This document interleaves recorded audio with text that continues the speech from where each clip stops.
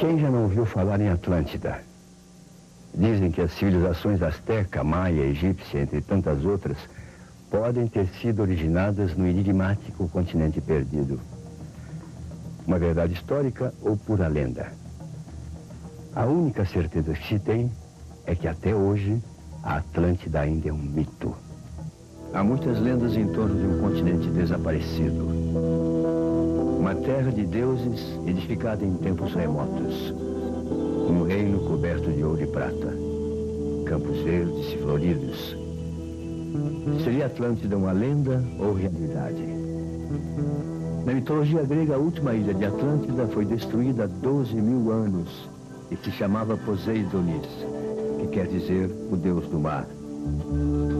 Algumas teorias a localizaram no Mar do Norte, outras no Mar Mediterrâneo, no Oceano Atlântico, ou mesmo na ilha de Santorini, no Mar Egeu. O mistério sobre a sua localização já levou muitos estudiosos ao fundo do mar.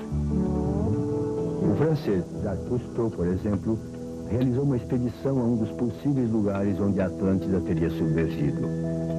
Mas os vestígios que encontrou eram de civilizações recentes.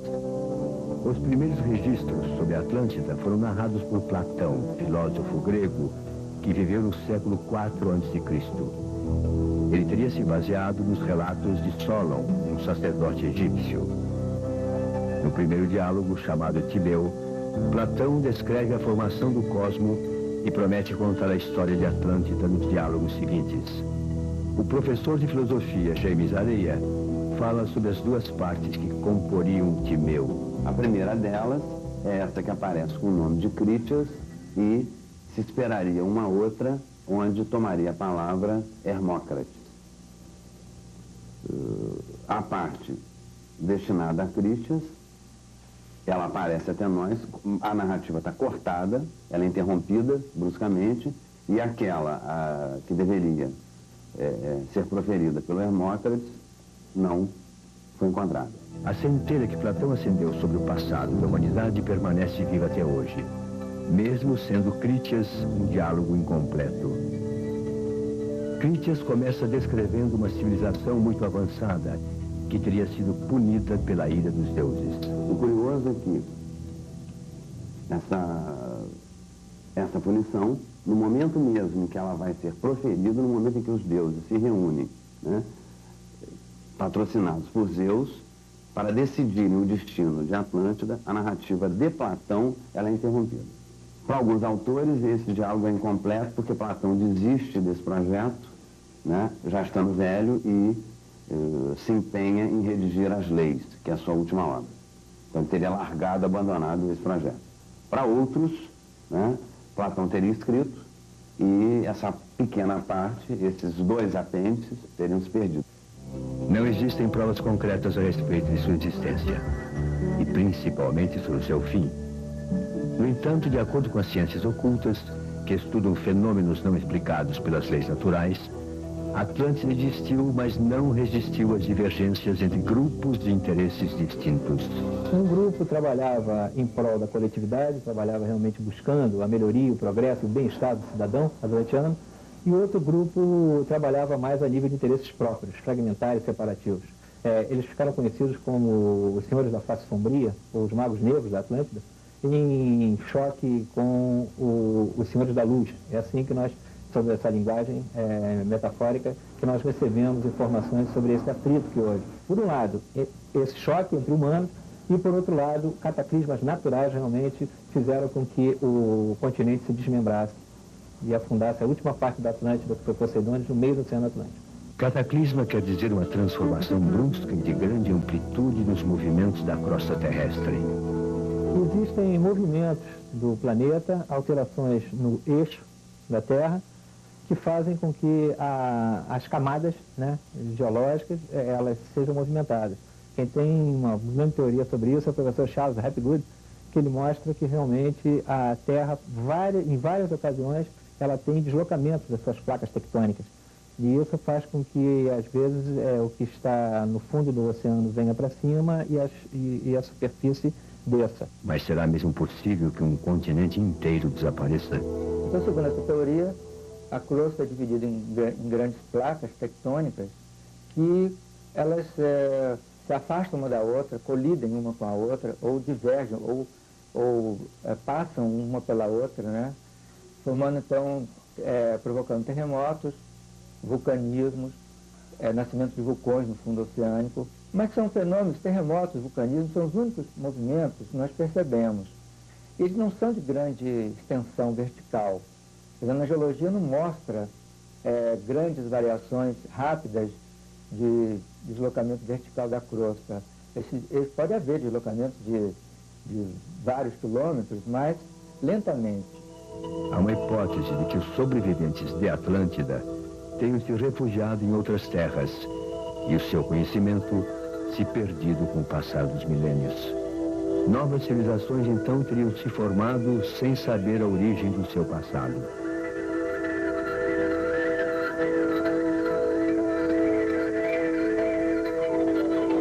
O jornalista e historiador das civilizações pré-colombianas, Alexandre Raposo, fala sobre os mistérios das antigas civilizações registradas pela história. Se você andar pela América do Sul, você vai encontrar arquitetura extraordinária, você vai encontrar pirâmides fantásticas e coisas que até hoje não se explica como aqueles povos conseguiram fazer aquilo com os meios que tinham. Eles não tinham a roda, não tinham o ferro, isso quando chegaram os espanhóis, né? O que não impede que antes outras culturas anteriores a eles tivessem. Mas, de fato, há muito mistério nisso, né? Você vê uma pedra imensa, pesando toneladas, cortada como se fosse um pedaço de manteiga, você fica pensando, né, de onde é que veio isso, como isso foi feito. Aliás, todo mundo ainda está pensando nisso e pouca gente tem resposta para isso. Para a história, esse passado ainda está submerso em muitas dúvidas. Sabemos é que houve civilizações tremendamente avançadas na América num passado remoto. Daí a gente afirmar que a Atlântida, ou seja, a mesma Atlântida mencionada por Platão, aí já é um pulo muito longo que a história não pode fazer justamente por ser uma ciência. Mas se para alguns estudiosos Atlântida é um mito e para outros uma possibilidade remota, para a psicoterapeuta Alice Simão é uma realidade. Ela nos conta uma história bastante curiosa de como tudo começou. Esse conhecimento da Atlântida chegou até a mim através de regressões conscientes de memória. Eu passei por um processo em que eu sentia muita saudade de alguma coisa no astral, que eu não sabia o que era. Eu olhava para o universo e chorava muito. E como eu não gosto das coisas mal resolvidas, nem para os meus pacientes, quanto mais para mim, passei pela terapia de regressão consciente de memória e foi me mostrado toda uma vida antes, durante e depois da Atlântida. A vida anterior à Atlântida era uma vida estelar. Nós vivíamos no sistema Aldebaran-Sirius e possuíamos um corpo gel, era uma geleia tipo plasma e energética, formada de energia pura. E quando nós viemos na nave Trodus, que era a nave que nos trouxe do sistema Aldebaran, nós passamos por um processo de densificação de corpos para podermos viver no planeta Terra. Alice diz que naquela época trabalhava num templo sacerdotal. Ao todo eram 8 os centros sacerdotais e um grande templo, que era chamado o Grande Templo do Cristal Energizador. Após esse trabalho sacerdotal, nós passamos por um processo de destruição da Atlântida. O grande cristal foi quebrado energeticamente por dissensões entre os sacerdotes, quebraram esse grande cristal que mantinha o equilíbrio e houve uma grande destruição, com maremotos, terremotos. As evidências de que existia um continente submerso são poucas, mas os mistérios são muitos. Para o filósofo Thomas Brown, a Atlântida de Platão também pode ser vista como um símbolo de uma origem inacessível e perdida. Sempre que o homem, até a gente mesmo, fala da nossa origem, é perdida. Qual é a origem do indivíduo? É a infância dele. Todas as nossas infâncias estão perdidas. Ora, com muito mais razão, a infância do mundo e da civilização.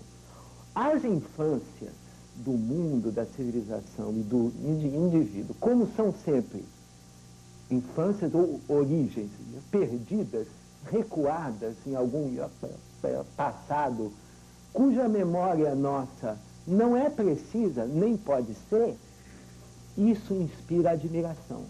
No Timeu, Platão contou a origem do universo. Nos diálogos seguintes, contaria a origem do homem.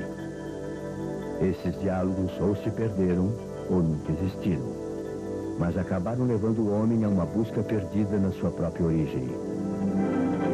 No entanto, há a certeza de que muitas verdades do nosso passado histórico ainda estão perdidas no tempo.